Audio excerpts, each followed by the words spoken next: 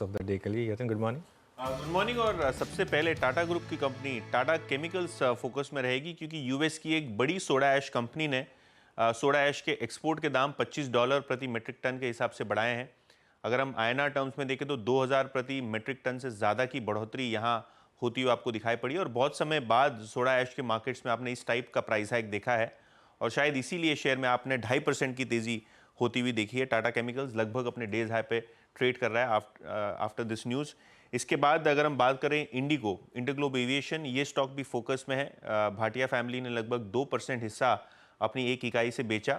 और अगर हम बात करें तो ब्लॉक डील की वैल्यू 3500 करोड़ रुपए से थोड़ी ज़्यादा, और 2% इक्विटी यहाँ ट्रेड होती हुई नज़र पड़ी, 3% नीचे, और ब्लॉक डील करीब 4300-310 के लेवल्स पे होती हुई नज़र पड़ी।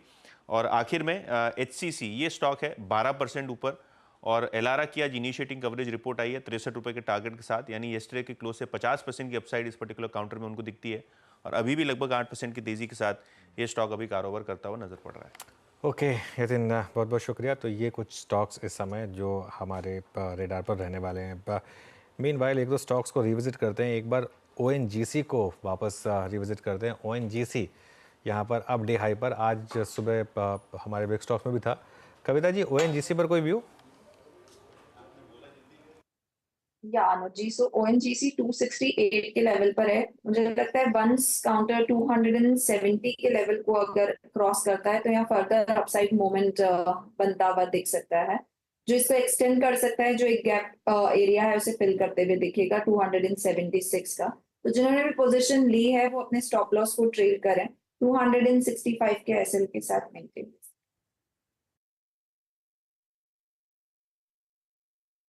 ओके, ONGC आपकी स्क्रीन पे 268.20 पे। और मीनवाइल और कुछ जो क्लास ऑफ स्टॉक्स जो कि अच्छा कर रहे हैं, उसमें वो जो हमने LNT पिक किया था, LNT मूव अच्छा देता हुआ, बट 49,814 अनुज, अब बैंक निफ्टी एक कमांडिंग पोजीशन में आता हुआ इंट्राडे में एटलीस्ट, है ना?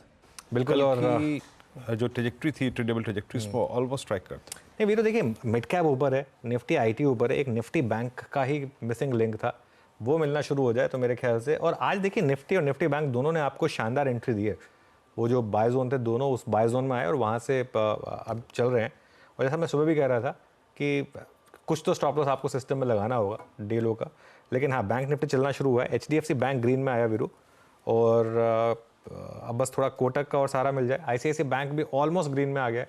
तो थोड़ी सी तो बैंक निफ्टी से सपोर्ट खैर हमको मिल ही रहा है। थोड़ा सा और सहारा मिले अगर ये 2-3 बड़े स्टॉक्स का, तो मेरे ख्याल से फिर गाड़ी चल पड़ेगी बैंक निफ्टी की। बिल्कुल, बैंक निफ्टी ना डे हाई। और कल की जो आई थिंक बॉडी है, यानी कल ओपन और क्लोज एग्जैक्टली उस जोन को बाइसेक्ट करता हूँ। मीनवाइल एक बार आप लेके आइए वोल्टास आपकी स्क्रीन पे 1467। आई थिंक मैंने 10 मिनट पहले इस स्टॉक को देखा, बट आई थिंक बातचीत में कहीं ना कहीं सिंक हो गया ये। बट शिवांगी, वोल्टास पे आपका टेक? ऑलमोस्ट पिछले 5 सेशन की हाईएस्ट ट्रैजेक्टरी को स्ट्राइक करता हुआ इस वक्त।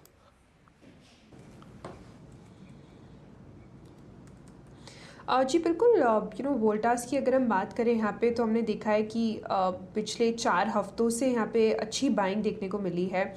एंड जो एक प्रॉफिट टेकिंग था वो अब पूरे तरह से रिकवर होते हुए दिख रहा है पिछले महीने का।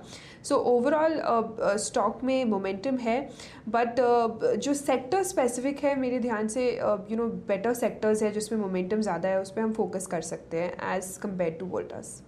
कि मीनवाइल आप एक बार चार्ट लेकर आइए अब नवीन फ्लोरीन का। और देखिए केमिकल स्टॉक्स में क्लियरली अब एक बॉटम बना है और यहाँ पर एक बाइंग शुरू हुई है। लेकिन एक बार नवीन फ्लोरीन का चार्ट देख लेते हैं। मानस, कोई व्यू इस पर, नवीन फ्लोरीन पर? वो शानदार मोमेंटम इस समय। बिल्कुल, देखिए यहाँ पर कल ही नजर थी, जो क्योंकि कल ही स्टॉक ने एक प्राइस ब्रेकआउट दिया था, अपने 100 मूविंग एवरेज को रीगेन किया था, और अब स्टॉक तैयार अपने 200 मूविंग एवरेज को ब्रीच करने के लिए। तो आई थिंक अनुज जी, अब यहाँ पर भी आप खरीदारी कर सकते हैं, करंट लेवल्स पे आप खरीदारी कर सकते हैं। एक पोजीशन ट्रेड लेना बेहतर रहेगा। करंट लेवल्स पे आप खरीदारी करिए, 3450 के नीचे स्टॉप लॉस लगाइए। लेकिन टारगेट अब आपको जो नेक्स्ट टारगेट होंगे वो मेरे ख्याल से 3750 से लेकर 3825, उस रेंज में आपको टारगेट पोजिशनल बेसिस पे सेट करके चलने हैं। बिल्कुल। अच्छा, ये स्टॉक्स जब चलते हैं तो अकेले